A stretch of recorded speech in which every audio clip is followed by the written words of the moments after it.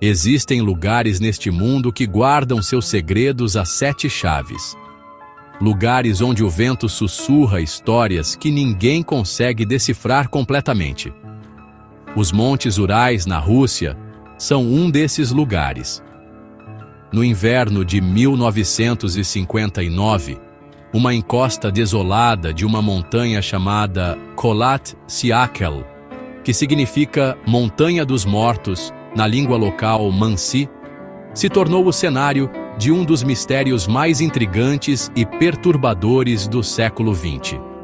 É uma história que começa com o otimismo juvenil de uma aventura e termina em um quadro silencioso e congelado de puro terror. O incidente, conhecido como o Incidente do Passo Dyatlov, virou uma lenda assustadora. Um quebra-cabeça com peças demais que simplesmente não se encaixam, deixando investigadores, pesquisadores e curiosos assombrados por suas perguntas sem resposta por mais de 6 décadas. Imagine um grupo de trilheiros experientes, jovens e cheios de vida, partindo para uma jornada ambiciosa pelo inverno russo implacável. Eles eram habilidosos, preparados e confiantes.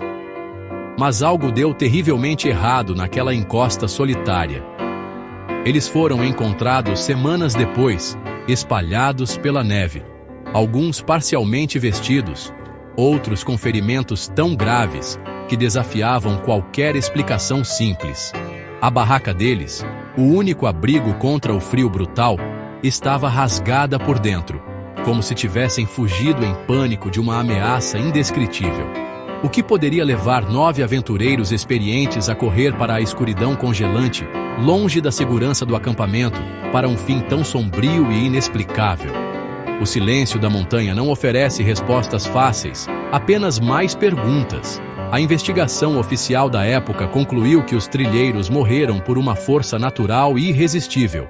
Essa explicação vaga e insatisfatória só alimentou ainda mais as especulações, que continuam até hoje. Os arquivos do caso foram classificados e mantidos em segredo por décadas, aumentando a sensação de acobertamento e escondendo uma verdade terrível demais para ser revelada.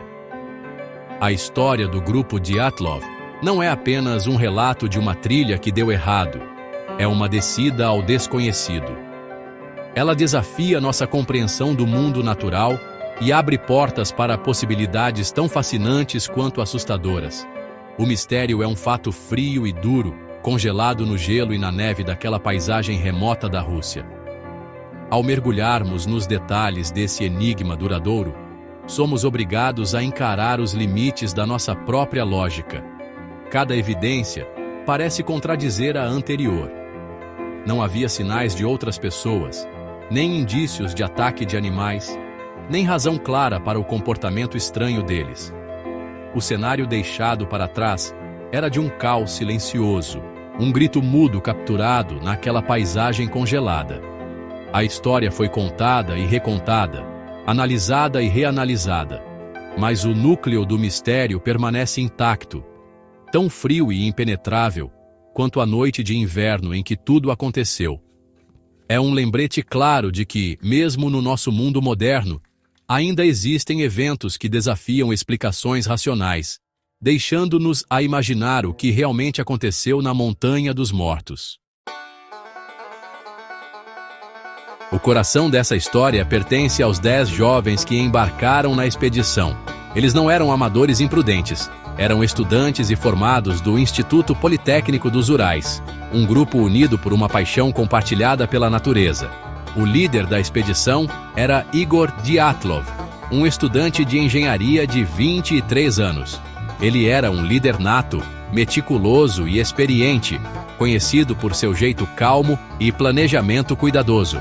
Dyatlov reuniu uma equipe de confiança, um grupo de amigos que eram todos trilheiros certificados de grau 2, com bastante experiência em esqui e trekking. Eles estavam preparados para os desafios de uma expedição de grau 3, o nível mais alto de dificuldade na União Soviética, o que já mostra a habilidade e a ambição deles. O grupo era uma mistura vibrante de personalidades. Tinha a Zinaida Kolmogorova, de 22 anos, estudante de engenharia de rádio, famosa pela energia e simpatia. Ela já tinha feito várias viagens com Dyatlov e era uma integrante confiável e forte do time. Lyudmila Dubinina, com apenas 20 anos, estudava economia e era conhecida por sua coragem e espírito alegre, sempre cantando para manter o moral do grupo lá em cima. E também tinha Yuri Yudin, o único sobrevivente do grupo, que foi forçado a voltar mais cedo na expedição por causa de uma dor ciática severa. Sua saída, um golpe de sorte nascido do azar, deixou para ele uma vida inteira de tristeza e perguntas sem resposta sobre o destino dos amigos. Os homens do grupo também eram muito capazes. Yuri Doroshenko, de 21 anos, e Yuri Krivonichenko, de 23, ambos estudantes de engenharia, traziam humor e força para a equipe. Krivonichenko, que trabalhava em uma instalação nuclear secreta, depois se tornaria o centro de teorias estranhas. Rustem Slobodin, outro engenheiro formado de 23 anos, era conhecido por seu porte atlético e determinação silenciosa. Nicolas Thibaut Brignol, também com 23 anos, era engenheiro civil, e seu sobrenome francês o tornava uma figura um pouco exótica. Ele era querido por todos pelo bom humor. E por fim, Semyon Alexander Zolotaryov, o mais velho do grupo, com 38 anos, uma figura misteriosa e fisicamente imponente que entrou na equipe de última hora. Veterano de combate da Segunda Guerra Mundial, sua presença era uma adição incomum ao grupo de estudantes. Cada membro mantinha um diário ou carregava uma câmera, registrando a jornada com alegria e expectativa. As fotos mostram ele sorrindo, fazendo fogueiras e esquiando pela vasta, bela e implacável natureza dos Urais do Norte. Eles eram um time de verdade, cuidando uns dos outros enquanto avançavam rumo ao objetivo, o cume da montanha Otorten. Eles sabiam dos riscos, mas confiavam em suas habilidades e uns nos outros. As últimas anotações e fotos não mostram nenhum sinal do terror que viria, retratando uma expedição normal e desafiadora, cheia de companheirismo e espírito aventureiro, que marcava a vida jovem deles. A expedição começou com ânimo elevado em 23 de janeiro de 1959. O grupo viajou de trem e caminhão até o último povoado habitado, uma vila chamada Vizhai. A partir dali, a verdadeira jornada na natureza selvagem começou. O plano deles era ambicioso: percorrer mais de 300 quilômetros de esqui e trilha pelos montes Urais do Norte, culminando na subida ao Otorten, um pico cujo nome, na língua Mansi, significa não vá lá. Em 28 de janeiro, Yuri Yudin, sofrendo com dores intensas nas costas e nas pernas, se despediu dos amigos. Foi a última vez que ele os viu vivos. Os 9 restantes seguiram adiante, entrando cada vez mais fundo numa paisagem de florestas silenciosas, cobertas de neve e encostas varridas pelo vento, completamente isolados do mundo exterior. O progresso deles era constante, registrado nos diários e fotografias que deixaram para trás. As imagens mostram a beleza austera da região e a resiliência alegre do grupo diante das condições difíceis. Eles seguiram uma trilha tradicional de caça Mansi, esquiando pelos vales dos rios e montando acampamento a cada noite. Segundo os próprios registros, planejavam cruzar um passo e acampar do outro lado antes do ataque final ao Otorten.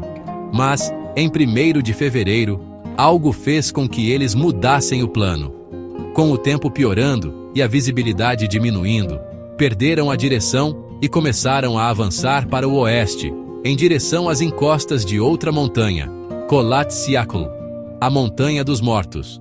Percebendo o erro, decidiram acampar ali mesmo, numa encosta exposta, ao invés de voltar para a proteção relativa da linha da floresta, cerca de 1 quilômetro abaixo. Essa decisão intriga especialistas até hoje. Como trilheiros experientes, eles sabiam que acampar numa encosta aberta era muito mais perigoso do que numa área de floresta, que ofereceria abrigo do vento e lenha para o fogo. Talvez estivessem cansados demais para voltar, ou talvez Dyatlov quisesse praticar acampamento em passo de montanha antes do ataque final ao cume. Seja como for, montaram a barraca grande, feita sob medida ali mesmo, na lateral da Montanha dos Mortos, e se prepararam para a noite. A última foto recuperada de uma das câmeras parece ter sido tirada enquanto montavam o acampamento. O clima, segundo os diários, era normal. Eles comeram e até produziram um jornal satírico chamado O Vespertino Otorten, cheio de piadas e histórias sobre a expedição. Não havia sinal de medo, angústia ou qualquer pressentimento ruim. Eles se acomodaram na barraca para a noite. 9 amigos juntos para se aquecer contra o frio cortante do inverno russo. Esse foi o último momento de paz conhecido deles. Em algum momento, durante as horas escuras e geladas que vieram depois, algo aconteceu. Algo tão assustador que fez com que todos fugissem do único abrigo para dentro de uma nevasca. Um ato que, naquelas condições, era praticamente uma sentença de morte. Quando o grupo não enviou o telegrama na data prevista de 12 de fevereiro, as famílias começaram a se preocupar. No início, atrasos eram considerados normais para esse tipo de expedição, mas, conforme os dias se transformaram em uma semana, um grupo de busca voluntário, formado por estudantes e professores, foi organizado. Logo, militares e policiais se juntaram ao esforço, utilizando aviões e helicópteros para vasculhar a vastidão do deserto gelado. No dia 26 de fevereiro, os buscadores fizeram sua primeira descoberta. Ali, na encosta desolada de Kholat Syakhl, encontraram a barraca abandonada do grupo. Ela estava meio enterrada na neve e um silêncio estranho pairava no ar. O que eles viram foi o primeiro de muitos enigmas assustadores desse caso. A barraca estava muito danificada, mas não pelo clima. Ela havia sido cortada e rasgada de dentro para fora. Ficou claro que os excursionistas cortaram o tecido para sair às pressas. Lá dentro, todos os pertences, roupas quentes, sapatos, sacos de dormir e suprimentos, tinham sido deixados para trás. Era um ato inexplicável. Em temperaturas que provavelmente chegavam a 30 graus negativos, sair da barraca sem equipamento adequado era praticamente escolher a morte por hipotermia. Os buscadores ficaram perplexos. O que poderia ter causado uma fuga tão desesperada e irracional? Do lado de fora da barraca, uma trilha de pegadas seguia em direção à linha de árvores, 1,5 km adiante. As pegadas contavam uma história estranha. Algumas foram feitas por pés descalços, outras por pés apenas de meias ou com um único sapato. O padrão indicava que o grupo caminhou de forma calma e ordenada, e não correu, descendo a encosta. Não havia sinais de luta, nem outros rastros que sugerissem que estavam sendo perseguidos. A trilha continuava por cerca de 500 metros antes de desaparecer sob a neve. Na borda da floresta próxima, sob um grande cedro, os buscadores encontraram os 2 primeiros corpos, Yuri Doroshenko e Yuri Krivonichenko. Eles estavam descalços e vestidos apenas com roupas de baixo. Suas mãos estavam queimadas e os restos de uma pequena fogueira improvisada estavam por perto. Os galhos do cedro acima deles estavam quebrados até uma altura de 5 metros, sugerindo que alguém tentou subir, talvez para ter uma visão melhor ou fugir de algo no chão. Nos dias seguintes, mais 3 corpos foram encontrados entre o cedro e o acampamento Igor Dyatlov, Zinaida Kolmogorova e Rustem Slobodin. Eles pareciam estar tentando voltar para a barraca. Suas posições sugeriam que sucumbiram ao frio enquanto tentavam subir a encosta. Slobodin tinha uma fratura leve no crânio, mas, assim como os outros, a causa oficial da morte foi hipotermia. O mistério se aprofundou ainda mais 2 meses depois, em maio, quando a neve começou a derreter. Os 4 últimos excursionistas foram encontrados enterrados sob 4 metros de neve, em uma ravina, a cerca de 75 metros do cedro. As mortes deles foram muito mais violentas e perturbadoras do que as anteriores, e mudariam completamente o rumo da investigação. A descoberta dos 4 corpos finais na ravina trouxe uma dimensão verdadeiramente assustadora ao mistério. Lyudmila Dubinina e Semyon Zolotaryov sofreram traumas internos massivos no peito, com múltiplas costelas fraturadas, lesões comparáveis às de um acidente de carro em alta velocidade. No entanto, estranhamente, seus corpos não apresentavam sinais externos de impacto ou danos nos tecidos, como se tivessem sido esmagados por uma pressão imensa e uniforme. Nicolas Thibault Brignol teve uma fratura grave no crânio. O mais chocante foi que Dubinina estava sem língua, olhos e parte dos lábios, enquanto Zolotaryov não tinha os globos oculares. O legista afirmou categoricamente que esses ferimentos não poderiam ter sido causados por outro ser humano, pois a força necessária era grande demais. E isso não foi a única anomalia inexplicável. Quando as roupas dos excursionistas foram testadas para a radiação, vários itens, especialmente um suéter usado por Dubinina e as calças de Krivonichenko, apresentaram níveis elevados de contaminação radioativa.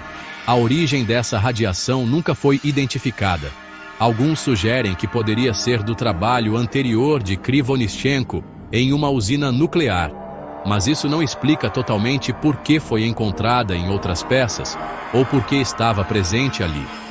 Essa descoberta alimentou imediatamente teorias sobre testes secretos de armas militares na região, uma hipótese reforçada pela paranoia da Guerra Fria.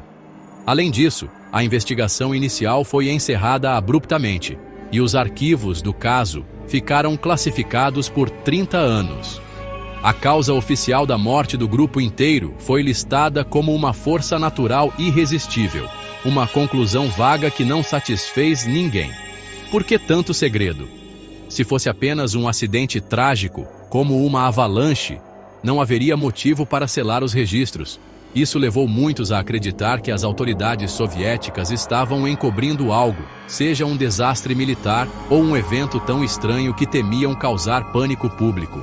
A falta de uma investigação clara e transparente foi um dos principais fatores para a proliferação de teorias da conspiração ao longo das décadas. Por fim, houve relatos de outras testemunhas. Outro grupo de trilheiros, localizado cerca de 50 quilômetros ao sul do grupo de Dyatlov, relatou ter visto estranhas esferas laranjas ou luzes no céu na noite do incidente, movendo-se na direção de Kholat-Syakhl. Relatos semelhantes vieram de moradores de cidades próximas e até do exército. Esses relatos de fenômenos aéreos não identificados, somados à radiação e aos ferimentos bizarros, compuseram um quadro muito mais complexo do que um simples acidente de trilha. As expressões de terror profundo notadas em alguns dos rostos dos mortos só aumentaram a sensação de que eles testemunharam algo realmente assustador antes de fugir da barraca. Mais de 60 anos depois, o incidente do Passo Dyatlov continua sendo uma ferida aberta no universo dos mistérios não resolvidos. Inúmeras teorias foram propostas, cada uma tentando conectar as pistas contraditórias. Mas nenhuma foi universalmente aceita. A explicação mais mundana, e que foi recentemente endossada pelas autoridades russas, é a teoria da avalanche. Ela sugere que uma pequena avalanche atingiu a barraca, forçando os trilheiros a cortarem o tecido e recuarem. Na escuridão e no pânico, eles teriam se desorientado e se separado, sucumbindo ao frio. Isso poderia explicar o dano à barraca e a fuga, mas não justifica os ferimentos internos graves sem trauma externo, a ausência de língua e olhos, a radiação, nem as luzes estranhas no céu. Outra teoria bastante discutida aponta para envolvimento militar secreto. A ideia é que os trilheiros tenham entrado acidentalmente em uma área de testes de armas e foram vítimas, diretas ou indiretas, de um experimento militar que deu errado. Isso explicaria a radiação, as luzes no céu, testes de mísseis e o posterior encobrimento pelo governo. Os ferimentos esmagadores poderiam ter sido causados por uma onda de choque de algum tipo de arma. No entanto, nunca foi encontrado nenhum vestígio de explosão, como crateras ou estilhaços, no local. E, além disso, não explica totalmente por que os trilheiros saíram da barraca tão pouco vestidos ou caminharam calmamente pela encosta. Teorias mais exóticas também conquistaram a imaginação popular. Elas vão desde um encontro com uma criatura desconhecida, como o Menk, o Yeti russo, até o pânico induzido por infrassom. A teoria do infrassom sugere que um fenômeno meteorológico raro chamado Rua de Vórtices de Kármán poderia ter gerado ondas sonoras de baixa frequência, inaudíveis ao ouvido humano, mas capazes de causar medo intenso e desconforto físico, levando os trilheiros a fugir. Alguns até especulam sobre envolvimento extraterrestre, ligando as luzes estranhas a um possível encontro com OVNIs. Embora essas ideias sejam intrigantes, elas não têm evidências físicas concretas e dependem muito de especulação para preencher as lacunas da narrativa. O caso foi oficialmente encerrado em maio de 1959 e permaneceu assim por décadas. Em 2019, foi brevemente reaberto por investigadores russos, que concluíram mais uma vez que a avalanche era a causa mais provável, acrescentando que a baixa visibilidade teve papel importante. Essa conclusão foi recebida com ceticismo, tanto por pesquisadores independentes, quanto pelas famílias das vítimas. O incidente do Passo Dyatlov se tornou mais do que apenas um caso arquivado. Virou um mito moderno, uma história que continua a fascinar e assustar pessoas no mundo todo. Ele serve como um lembrete de que algumas perguntas talvez nunca sejam respondidas, e certos segredos podem permanecer para sempre guardados pelas montanhas silenciosas e geladas. Os ecos do que aconteceu naquela noite ainda reverberam, um mistério congelado no tempo.